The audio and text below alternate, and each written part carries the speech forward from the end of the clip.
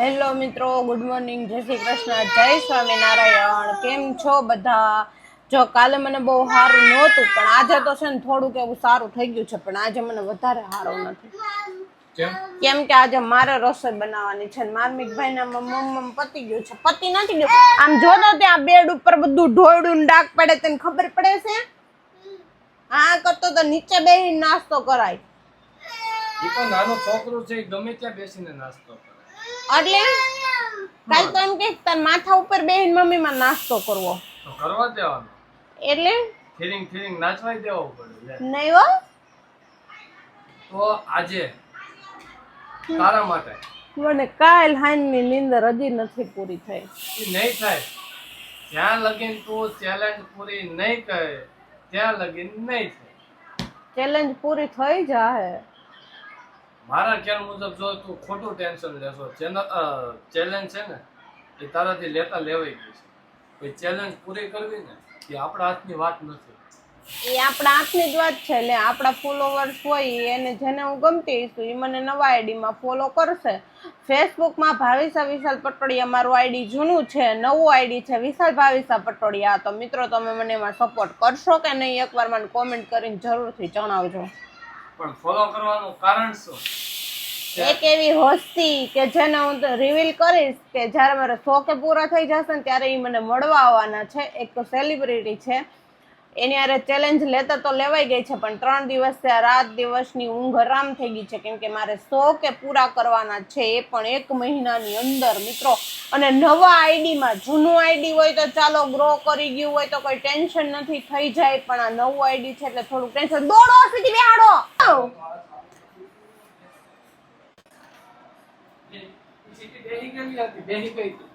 હા, તો આપણે ક્યાં હતા? હવે હું મારો કાલનો હાર્ટ એટેક આવી ગયો તો આજે સારું થઈ ગયું છે મિત્રો.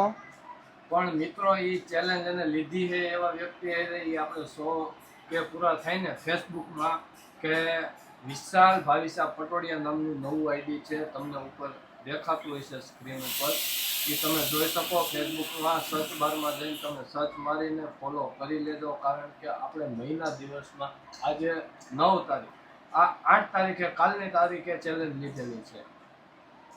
કારણ કે ચેલેન્જની તો ઘણા ટાઈમ પહેલા વાત થઈ હતી, પણ ચેલેન્જ અમે સ્વીકારી નહોતી. કાલની તારીખમાં અમે સ્વીકારી છે અને આજે અમે એનું નવું આઈડી બનાવી અને અમે ચેલેન્જને પૂરી કરવા માંગી હતી. તો વધુ ને વધુ અમને સાથ સપોર્ટ કરતા રહેજો મિત્રો. એટલે અમે અને અમારા બ્લોગમાં કઈ ફેરફાર કરવો પડે એમ છે કે તમને જોવાની મજા આવે છે, જોવાની મજા નથી આવતી, કોઈ એવું સજેશન હોય તો પણ જરાક છે ને અમને નવા છે એટલે કોમેન્ટ કરીને જણાવજો. કેમ કે કોમેડી વિડીયો અને એવા બધા વિડીયો તો અમે બનાવી લેતા હતા, પણ કાલથી આપણે પાછું ફરીથી વ્લોગિંગનું સ્ટાર્ટ કર્યું છે. એમ કે વ્લોગિંગ આપણે ફાવતું નહોતું, પણ આપણે હવે આમાં નવી ટ્રાય કરી છે. તો તમને કેવા લાગે છે વ્લોગ એ જરૂરથી કોમેન્ટ કરીને બતાવજો. અને તમારો કિંમતી સમય અમારા વ્લોગ જોવા પાછળ તમે વ્યસ્ત કરો છો એ બદલ તમને બધા જ મિત્રોને મારો આભાર. અને હવે આપણે બપોરે જમવા ટાઈમે મળશું, કેમ કે મારે બનાવવાની છે રસોઈ, એટલે હું જાઉં છું રસોઈ બનાવવાની. તમે વિડીયો જોતા રહ્યો. હાલો મિત્રો, બધા જમવા આવી જાઓ બપોરા કરવા માટે. બનાવી છે અડદની દાળ, રોટલી, છાશ છે, લસણની ચટણી છે, સાથે સાંજે તો એને હાર્ટ એટેક આવ્યો હતો એટલે સાંજનું મંચુરિયમ પણ છે. અને અમારા દાદા જો અડદની દાળ, બાજરાનો રોટલો, ઘઉંની રોટલી, લસણની ચટણી. મજા આવી ગઈ ને? અડદની દાળ મજા આવી ને?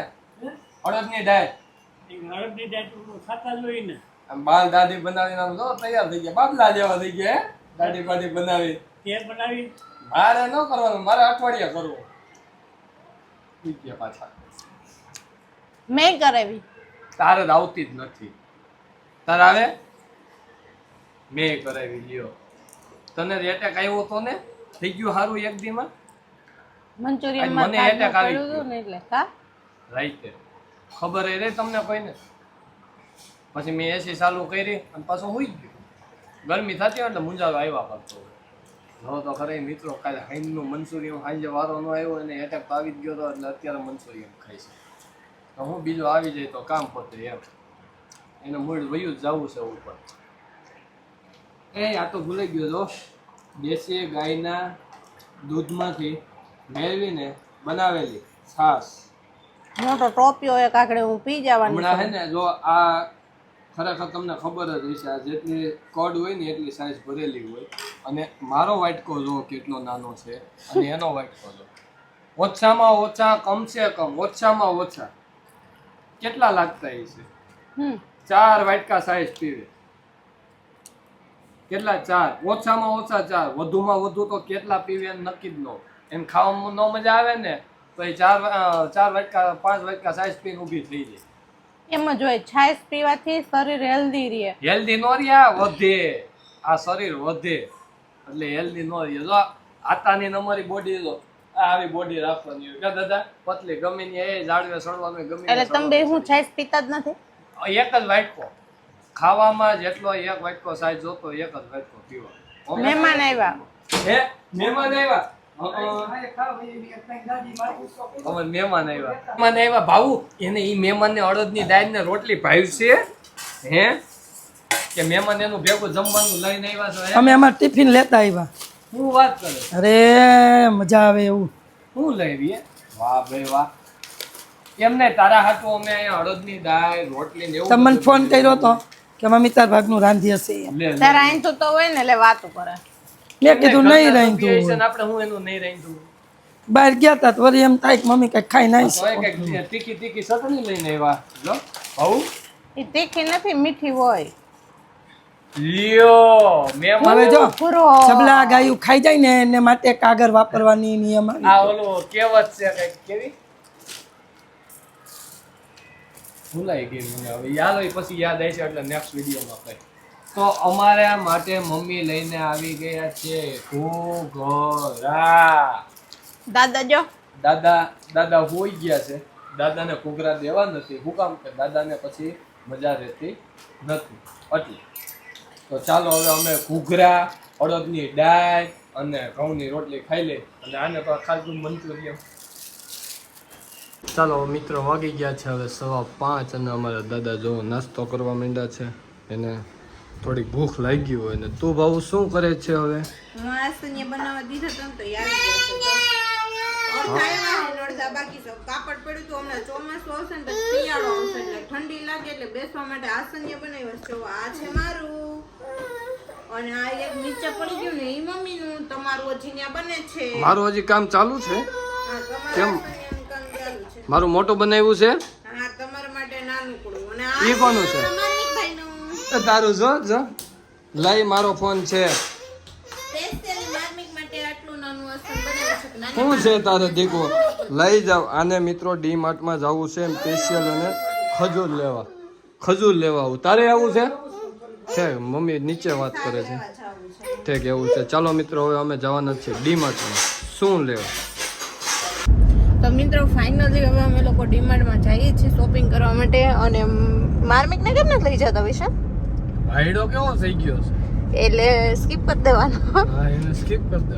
આ થોડી નેડવેડાઈ હતી તો મિત્રો ફાઇનલી નક્કી એવું કર્યું કે હું ને વિશાલ બે જ જઈએ છીએ માર્કેટની સોરી ક્યાં ડીમાર્ટ કેમ કે માર્મિકભાઈ બહુ વાયડા થતા હતા અને પછી એવું વિચાર્યું કે અહીંયા ડીમાર્ટમાં હરખણો નહીં લે તો વસ્તુ કઈ રીતના લેશું એટલે એને ઘરે મૂકીને જાય છે. જો સ્કૂલ બસ છોકરાઓની અત્યારથી વેકેશન ખુલી ગયા છે આજે જ ખુલ્યા ને આજે ખુલી ગયા તો તમે આખું વર્ષ ભણવું પડશે ને બિચારાઓને. સવાલ જ નથી ને ઉનાળાનું વેકેશન તો હમણાં એનું પૂરું થઈ જાય ને પછી હું હાવ પૂરું થઈ ગયું આજથી ને સ્કૂલ ચાલુ રાબેતા મુજબ ચાલુ થઈ ગઈ છે નવા ધોરણમાં નવો દા આવે પાછું દિવાળીનું તો એટલું બધું વેકેશન ન હોય કા કઈના દિવસનું હોય એટલે મિત્રો હવે છોકરાઓને બધાને સ્કૂલે જેના ભણતા હોય ને એ બધાના મમ્મીઓને ઓલ ધ બેસ્ટ. એ તો કંટાળી ગયું હશે આ વેકેશન પૂરું થશે ને એમ કેતું હશે સારું થયું પૂરું થઈ ગયું તો છોકરા ગયા સ્કૂલે થાકી ગયું થયું મમ્મીઓ હાવ પણ અને છોકરાઓને બધાને ઓલ ધ બેસ્ટ. નવા વર્ષમાં આવી ગયા હોય અને જૂના વર્ષમાં જે લટકતા હોય ને એને ઓલ ધ બેસ્ટ કે એ આગળના વર્ષમાં આગળ આવે અને મહેનત કરજો તો જ આગળ આવશે ન કરતો મારી જેમ લટકી જાવ ને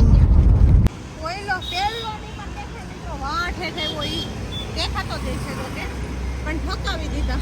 કેમ ડિમાન્ડમાં ખરીદી કરવા આવવાનો ફાયદો શું છો મને ખબર ત્યાંથી તે અહીંયા ઊંધી ઠેઠ મારે તેલનો ડબ્બો ઉપાડીને આવવું પડ્યું થાકી ગઈ ગાડીનો માડ ફૂટ્યો.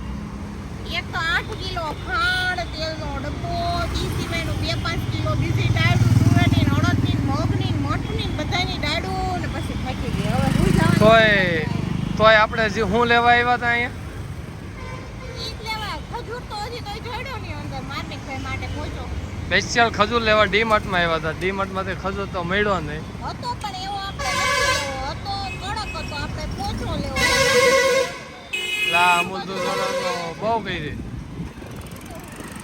ડીમાર્ટ વાળાને છે ટુ વ્હીલ પાર્કિંગ છે ને ફોર વ્હીલ પાર્કિંગ રાખવું પડે કેમ કે ત્યાંથી સામાન ફોર વ્હીલ લઈને મુકામે ને આપણે ખરીદી કરવા આવ્યા કે સામાન ઝાઝો હતો એટલે આપણે ઘરે પહોંચાડવા સુધીમાં તકલીફ ન પડે ને એટલે પણ તકલીફ તો અહીં સુધી તો એટલી જ પડી આને કરતાં ટુ વ્હીલ હોત તો સારું હતું ત્યાંથી સીધી બેહાય તો સાત એટલે મેટ્રો વાળાના કારણે આપણને એવું નુકસાન થઈ ગયું નકર તો ત્યાં હતી ને કા પાર્કિંગ હતું ને પહેલા તો કાંઈ નહીં એક કામ કરી હવે તું થાકી ગઈ છો ને હા પાણીપુરી ખવડાવ દો તમને ખવડાવો હા. પાણીવાળી પૂરી પૂરીવાળા પાણી રોજ રોજ કે પાણીપુરી ન હોય કેમ કાલ નહોતી ખાધી પરમદિત ખાધી હતી ને આપણે પરમદી ખાધી એકાત્રા ખાવાની હા. પછી ગામડે વયું જવું ને તારે હા પાણીપુરી ખાતી જાવ ગામ મિત્ર તો હવે પડી ગઈ છે સાંજ પણ ભાવું આજે કઈક નવું બનાવવાની છે શું બનાવવાની ભાવું તું આજે ધાણા દૂધીનું શાક ભરેલા ધાણાનું શાક ભરેલા લીલા ધાણાનું શાક એમાં નાખશું આપણે દૂધીની ગ્રેવી કેમ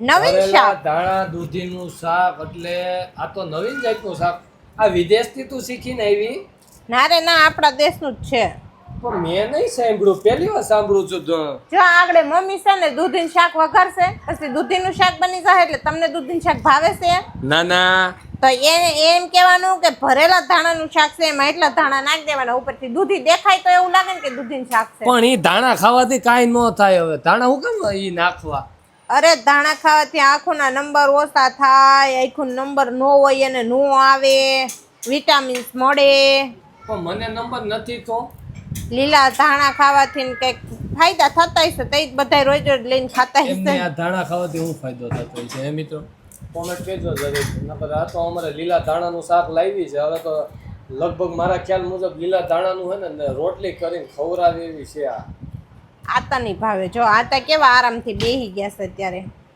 એને આખો દી તો શું હોય હવે તો ગઈઢા માણસને શું હોય ખબર છે હું? દી ટૂંકા કાઢવાના હોય તો માતા હાટું ઓલી લાવ્યા તમાકુ હા 2 પડીકી લઈ આવું છે તમારા હાટું બીડી ન લાવ્યા બીડી તો બીડી પીશો પીતી નથી પણ આ તો અગાઉ ગઈઢી થઈ તો નહીં પી હા ડોહ્યું બીડી નો પીવે એ જાવા દે તો બજાર લઈ આવજો દાંતે દેવા ના ના તું મારું માથું કામ તું ધાણાનું શાક બને અને આટલું કચરું ઘરમાં કરવાનું છે એવું નથી મમ્મી શાકભાજી હા એટલે આ તો દૂધીનું જ લાગે છે દૂધીની સાલ ઉતરી ગઈ છે મમ્મી શું બનાવે મમ્મી આવું કે બનાવી સાચું છે હે